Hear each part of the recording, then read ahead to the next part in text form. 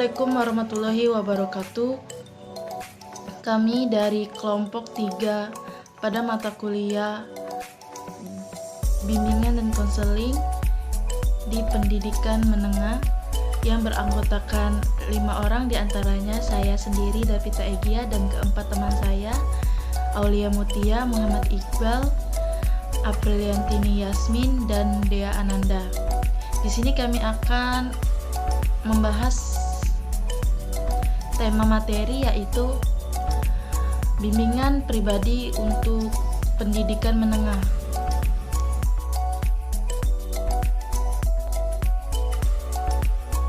Selanjutnya pada sub materi pertama yang saya akan jelaskan adalah pengertian bimbingan pribadi. Pertama-tama saya akan menjelaskan pengertian bimbingan pribadi menurut beberapa ahli. Yang pertama yaitu Surya. Bimbingan pribadi adalah suatu proses pemberian bantuan yang terus-menerus dan sistematis dari pembimbing kepada yang terbimbing agar tercapainya kemandirian dalam pemenahan diri, penerimaan diri, pengarahan diri, dan perwujudan diri dalam mencapai tingkat perkembangan yang optimal dan penyesuaian diri dengan lingkungan. Selanjutnya, menurut Thohirin, bimbingan pribadi adalah suatu bantuan dari pembimbing kepada terbimbing atau individu agar dapat mencapai tujuan dan tugas perkembangan pribadi dalam mewujudkan pribadi yang mampu bersosialisasi dan menyesuaikan diri dengan lingkungan secara baik.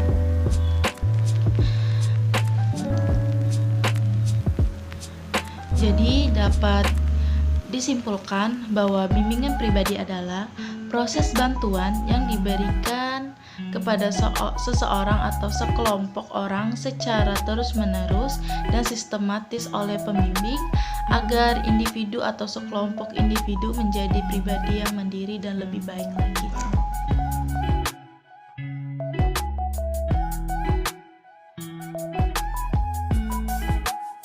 Layanan bidang pribadi merupakan membantu memberikan keterampilan untuk mengarahkan diri dan menyelesaikan permasalahan.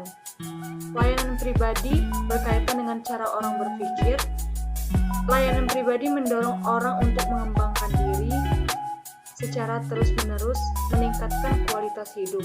Di sini ada bimbingan pribadi anak SMP menurut tugas dan tujuannya. Yang pertama yaitu supaya anak SMP memiliki komitmen yang kuat dalam mengamalkan nilai keimanan dan ketakwaan yang maha kuasa.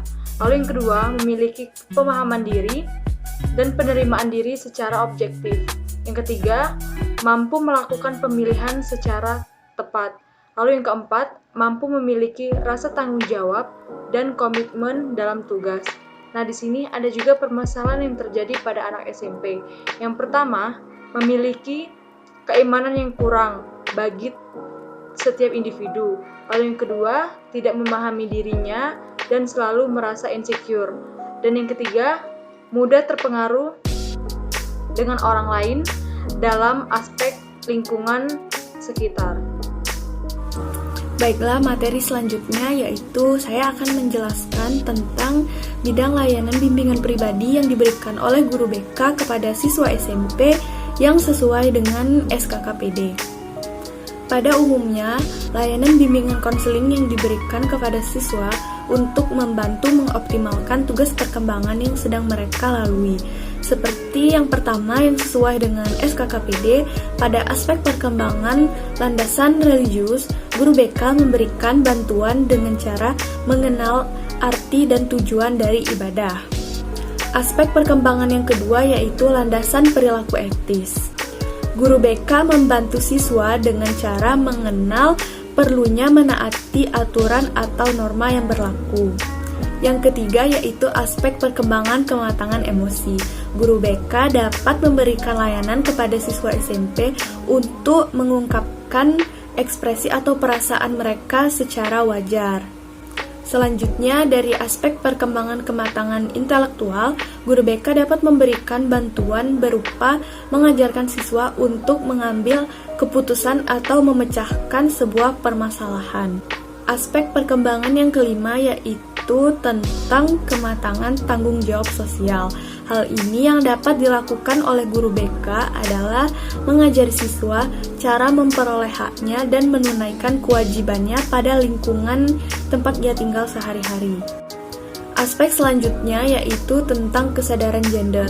Guru BK dapat memahamkan kepada siswa SMP mengenai tugas-tugas atau hak dan kewajibannya sesuai dengan peran gender yang dia miliki sebagai perempuan atau sebagai seorang laki-laki.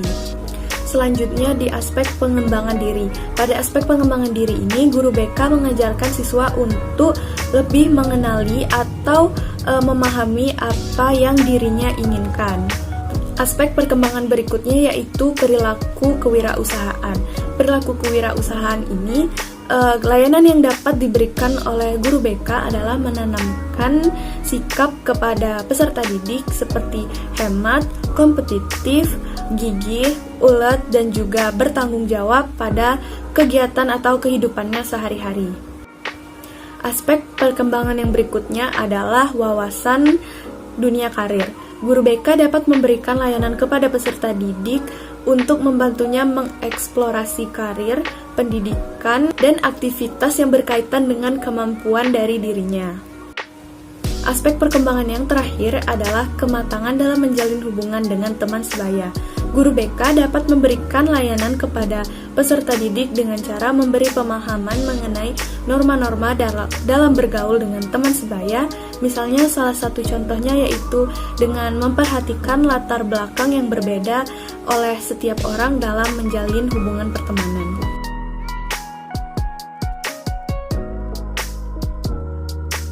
Nama saya Prantini Yasmin. Di sini saya akan menjelaskan tentang gambaran bimbingan pribadi di SMA. Pelaksanaan bimbingan pribadi di SMA yaitu yang pertama memiliki kesadaran diri, yaitu menggambarkan penampilan dan mengenai kekhususan yang ada pada dirinya. Kedua, dapat mengembangkan sikap positif, seperti menggambarkan orang-orang yang mereka senangi. Ketiga, membuat pilihan secara sehat. Kelima, mampu menghargai orang lain. Keenam, mengembangkan keterampilan hubungan antar pribadi. Ketujuh, dapat menyelesaikan konflik. Kedelapan, dapat membuat keputusan secara efektif.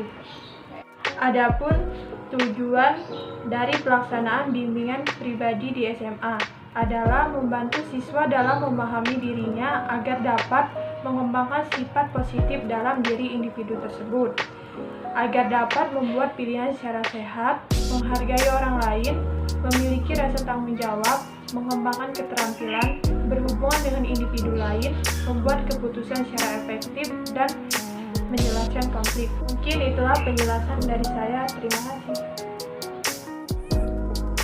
Materi berikutnya adalah bidang bimbingan pribadi untuk siswa SMA.